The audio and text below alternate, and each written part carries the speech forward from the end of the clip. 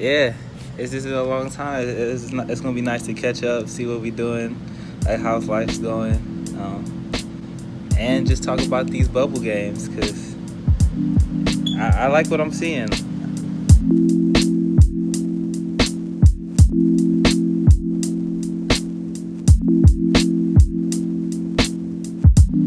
Yeah, man. What are your thoughts on how the NBA has kind of handled the coronavirus pandemic, and also, along with the pandemic, has put the NBA in a very, very unique situation where, by all means, calm logic would say cancel all this shit. We have no idea what's going on, but it seems to me that the NBA, Adam Silver, the Players Association, and the coaches as well have all come together to kind of make this work, along with their media partners, and it's blossomed into something very, very good and very, very new with this NBA bubble. So, yeah, Sterlz, what are your thoughts on kind of how the NBA went about doing it? Was it all good? Was it all bad? Do you think there was stuff they could have improved on? I think if you compare them to any other league, they definitely bodied it, in my opinion. Yeah. As far as you created one central location where you could have everyone, but at the same time, they're kind of like one of the only sports that can do that, just because you only need 5 people on the court at once. You only need, like, what do they have, 12-man rosters and things like that. So I feel like they were the league that was most suited to do this, and I definitely like the way they did it. The testing kind of seems like it sucks for everybody who's involved. Like 30 minutes a day, you getting tested like every single day. Like that's kind of gotta suck, but they are taking the measures that they need to make sure that everybody doesn't get the virus and that they keep it out of the bubble. That's why you have the bubble, of course. And we've got to see some great basketball. Like we watching kind of distraction-free basketball until all this stuff happens. But like at the very beginning, like we were seeing some people really able to like lock in for a minute. Absolutely. I think a good example of, how high the quality of basketball has been, even irregardless of the weird-ass circumstances we're living in, is the Portland Trailblazers. I know we were talking about this a little bit before the pod started, but even though the Blazers just got bounced out yesterday, as we're recording this, it's Sunday, August the 30th right now, so, the Blazers just lost last night to the Lakers, but their whole playoff push, the stuff that Dame did during this whole bubble, and the resurgence of Carmelo, seeing CJ play through all of this stuff with a broken back. These are the types of stories and narratives that really just shapes sports lore, right? Because at the end of the day, there's only one team that can win the chip, and we always are going to respect the champion. But when we talk about the culture of basketball, it's these types of moments that determine icons, right? Like we look at AI like he's a god. And the reason why we do that is not because he didn't win a championship, but it's because he was willing to put it all in regardless of the circumstance. And I see that with Dame and the crew. So, man, the Blazers are a great example of that. Yeah, it would have been nice to see what they could have did with a fully loaded team if Zach Collins hadn't got hurt, if Trevor Reese had decided to play. Yeah. They had a squad, and if they would have been able to, finish throughout the year with everybody healthy, that would have definitely been interesting if this never happened. And, we got to see the full strength of that team. Yep.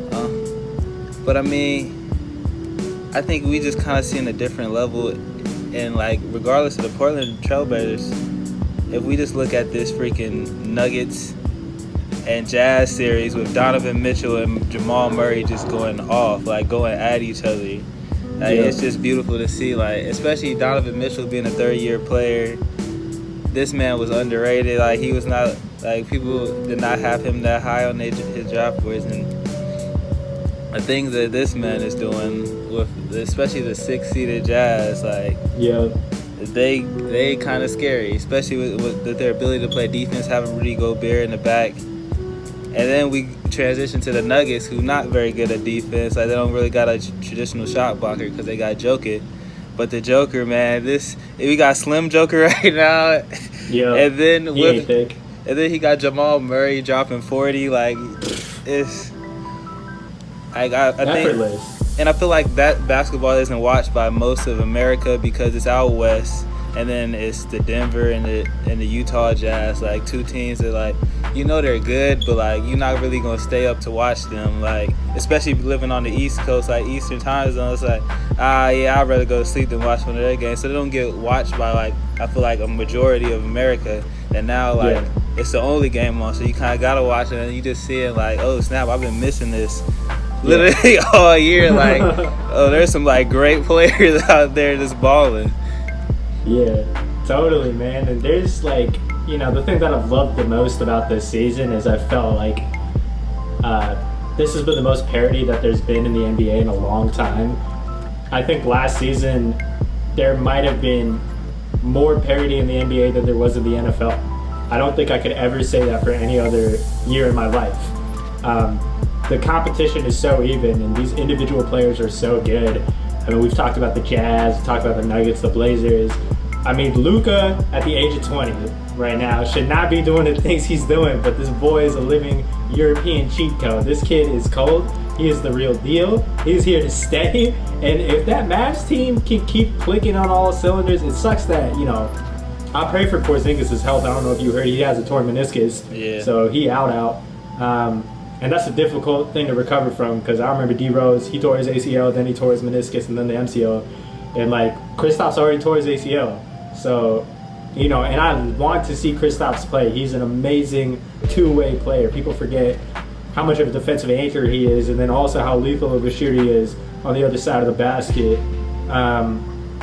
He is an amazing talent, and you can tell that him and Luka fit really, really well. But we always get these teasers of what they can be. But even Porzingis aside, the stuff that Luka's been doing has been insane. We've just talked about like 4 small markets that the average American probably wouldn't give a shit about, but it's, their teams are popping off. Like, there's never been another time really in the league where we could say these small market teams are really kind of being the dominant forces here in the NBA, man. Like, even the Oklahoma City Thunder, like, they're not a 5 seed by accident. Like, their guard play is absolutely A1 between Schroeder, Shai Gilgeous-Alexander, and Chris Paul. That's a 3-headed snake. I don't think you want to see any of those guys on the offensive or defensive end. Maybe on the defensive end, I feel like you probably took those boys outside Shea, but I mean, offensively, this team has been clicking too, and they've moved as a unit, which has been crazy. It's just insane to see both Western Conference and Eastern Conference, some good teams. They are loaded. Oh man. And I mean, we even got to give it up to the Suns, man. They went undefeated in the bubble. They gave themselves a chance. Like, for where they were at the beginning of the bubble to where they ended up, it was like they did all they could. There's nothing else they could do. They won every single game they played. And it's kind of a shame. Like, I kind of wish we would got to see the Blazers and the Suns for the playing game. Yeah. Because they would have went at it. It would have been Dame and Devin going at it, and that would have been I'm a little salty. I mean, we did get Ja versus them, but without Jared Jackson, I was like, oh, come on, Memphis don't got the shot. Like Ja's nice, but he's not at his, like, peak yet. Like, we seeing Dame and, like, Devin. I say Devin's pretty close to his peak. Like, both of them at their heights, that would have been a great matchup. And then I kind of think the Suns could have squeaked it out. It would have been... They were hot. Like, you could tell, especially in the NBA, when these teams start to go on these runs, they're sometimes like untouchable how hot they can get. You could tell Devin Booker was like on a Kobe level of fucking playing, where this man was just carrying the team, dropping casual 30, 40, 50 point games, hella efficient, getting to his spots. And the dope thing that I liked about how Booker was handling this whole bubble run was like, he was not trying to do this whole Houston Rockets, if I got a 3-point, I'm taking it, otherwise I'm driving to the rack. Like, this man was getting most of his shots off the mid-range, just straight up breaking you down, ISO killer. I'm gonna take you off and just pull up, like two dribbles, pull up, 2 dribble move, pull up.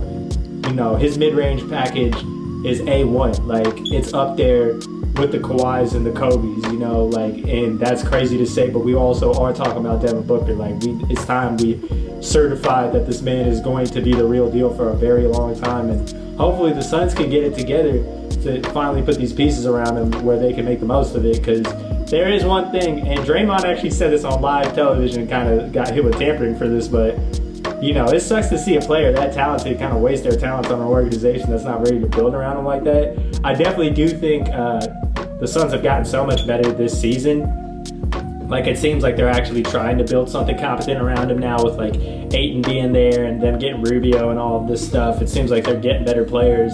And so they're on an upward trajectory, but, you know, you and me have done several NBA podcasts just roasting the motherfucking Suns in terms of management. So I hope them and the ownership get it together, because I would love to see even more competitive teams, and I want to see the Suns really make a run at trying to chase a championship sometime here in the near future.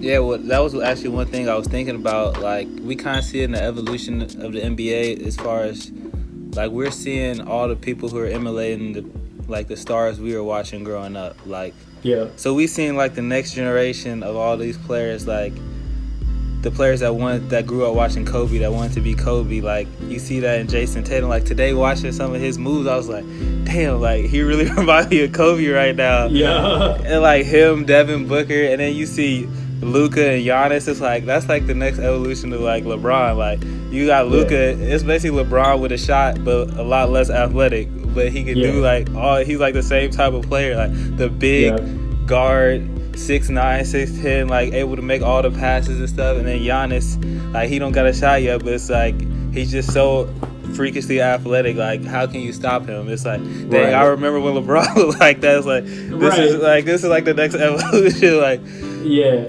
It's kind of crazy. It's like, dang. It's like, I kind of like, it's for the first time in our lives we kind of like saw, like, dang, like, we really saw the next transcended players and stuff. Yeah, and we can really tell because we remember seeing it before with Kobe and Bron and all them other people. So we old enough to know how this shit is usually going to go down. And so, yeah, man, I can't wait to see all these individual young players keep getting better and better. I can really confidently say the league is so much more than LeBron now.